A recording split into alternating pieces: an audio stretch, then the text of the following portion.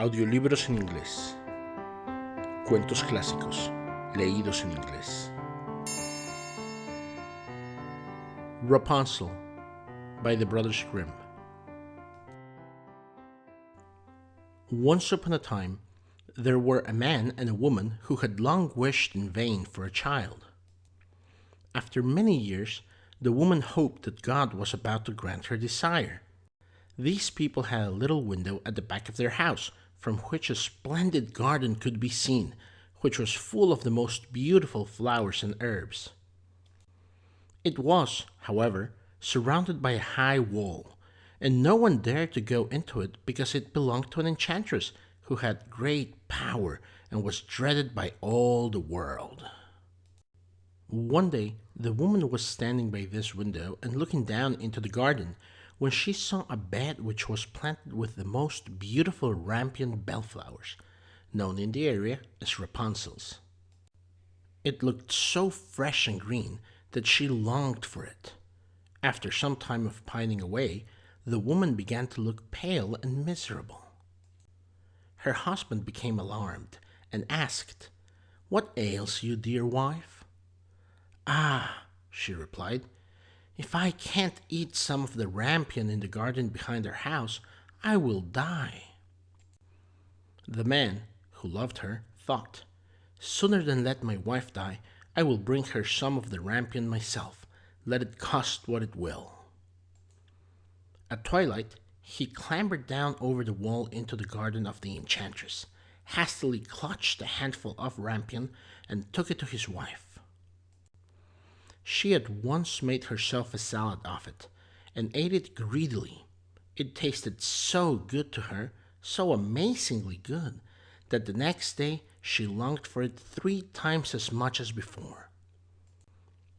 If he was to have any rest, her husband must at once more descend into the garden. Therefore, in the gloom of evening, he let himself down again. But when he had clambered down the wall, he was terribly afraid, for he saw the enchantress standing before him. "How can you dare," she said angrily, "descend into my garden and steal my rampion like a thief? You shall suffer for it." "Wait," he answered. "Please let mercy take the place of justice. I only made up my mind to do it out of necessity. My wife saw your rampion from the window and felt such a longing for it that she would have died if she had not eaten some." The enchantress allowed her anger to be softened and said to him, "If the case is as you say, I will allow you to take away with you as much rampion as you will. There is only one condition. You must give me the child which your wife will bring into the world. She will be well treated, and I will care for her like a mother." The man in his terror consented to everything. Months later, when the woman began childbirth, the enchantress appeared at once. After the baby was born, the enchantress gave the child the name of Rapunzel and took the baby away with her. Rapunzel grew into the most beautiful child under the sun. When she was 12 years old, the enchantress shut her into a tower deep in the forest. The tower had neither stairs nor a door, but all the way at the top there was a little window. When the enchantress wanted to go in, she would stand beneath the window and cry, "Rapunzel, Rapunzel, let your hair down for me." Rapunzel had magnificent long hair, fine as spun gold. When she would hear the voice of the enchantress, she would unfasten her braided tresses, wind them round one of the hooks of the window above, and let her hair fall 70 feet down. The enchantress would climb up the hair into the tower. After a year or two, it came to pass that the king's son rode through the forest and passed by the tower. There he heard a song, which was so charming that he stood still and listened. It was Rapunzel, who in her solitude passed her time by letting her sweet voice resound. The king's son wanted to climb up to her and looked for the door of the tower, but there was none to be found. He rode home, but the singing had so deeply touched his heart that every day he went out into the forest and listened to it.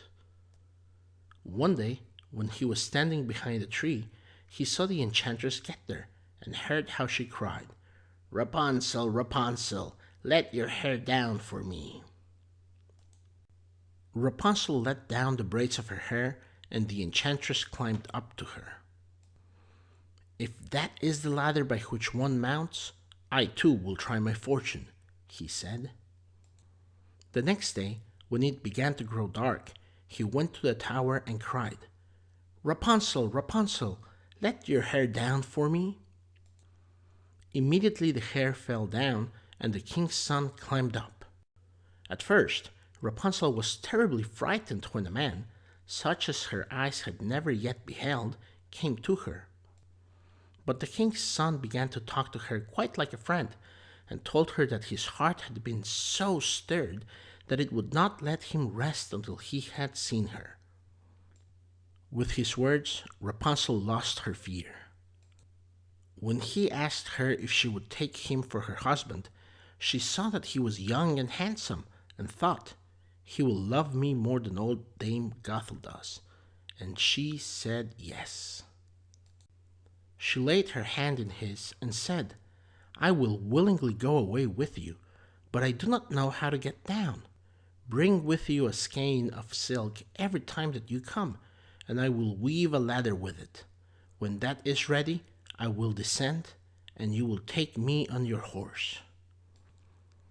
They agreed that until that time he would come to her every evening, for the old woman came by day.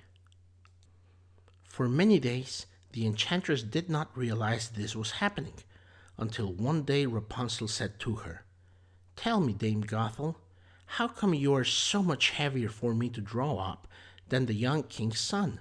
He is with me in a moment." "Ah, you wicked child!" cried the enchantress. "What do I hear you say? I thought I had separated you from all the world, and yet you have deceived me." In her anger, she clutched Rapunzel's beautiful tresses, wrapped them twice round her left hand, and seized a pair of scissors with the right. Then, snip snap, she cut them off, and the lovely braids lay on the ground. And she was so pitiless that she took poor Rapunzel into a desert, where she had to live in great grief and misery. On the same day that she cast out Rapunzel, however, the enchantress fastened the braids of hair, which she had cut off, to the hook of the window. When the king's son came and cried, "Rapunzel, Rapunzel, let your hair down for me," she let the hair down. The king's son ascended, but instead of finding his dearest Rapunzel, he found the enchantress, who gazed at him with wicked and venomous looks. "Aha!" she cried mockingly, "you would fetch your dearest, but the beautiful bird no longer sits singing in the nest. The cat has got it, and will scratch out your eyes as well. Rapunzel is lost to you. You will never see her again."